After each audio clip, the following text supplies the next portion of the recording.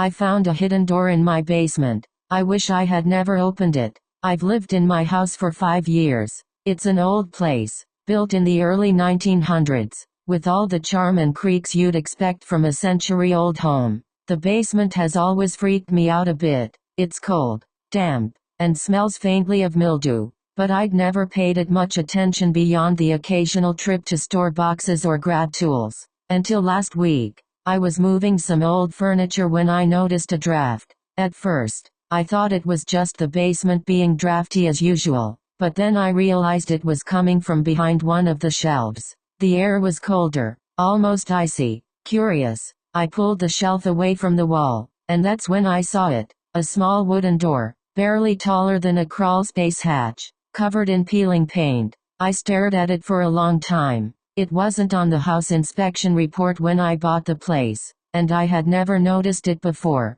It had no handle, just a keyhole. I should have stopped there. I should have walked away, but I didn't. Instead, I grabbed my toolbox, picked the lock, thank you, YouTube tutorials, and swung the door open. Behind it was a narrow stone staircase, spiraling down into darkness. The air that rushed out smelled wrong, damp, metallic, and faintly sweet, like rotting fruit. Against every ounce of better judgment, I grabbed a flashlight and started descending. The steps felt endless. The farther I went, the more the wall seemed to close in. When I finally reached the bottom, I found myself in a small, circular chamber made of smooth stone. In the center was a well. It looked ancient, the edges worn smooth as if by centuries of use. Here's where it gets weird. As I shined my flashlight around, I noticed something scratched into the walls. Words, over and over, the same phrase, "Do not look down."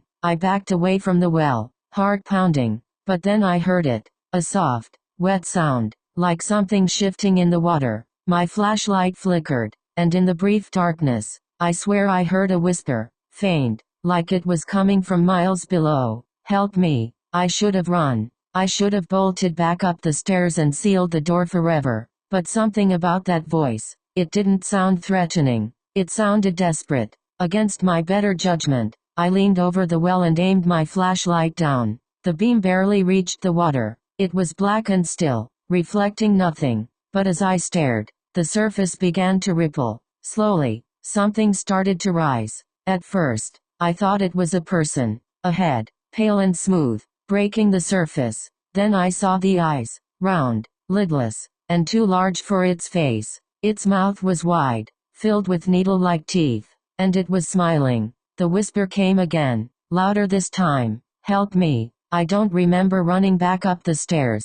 I don't remember sealing the door or pushing the shelf back in place. But I must have, because when I came to, I was sitting on my kitchen floor, shaking, the basement door locked tight. Since then, I've heard noises at night, soft scratching, like something trying to find its way out. Last night, I found muddy footprints leading from the basement door to my bed. I haven't been back down there. I don't think I ever will. But the scratches are getting louder, and I can't help but notice they're starting to sound like words. "Help me."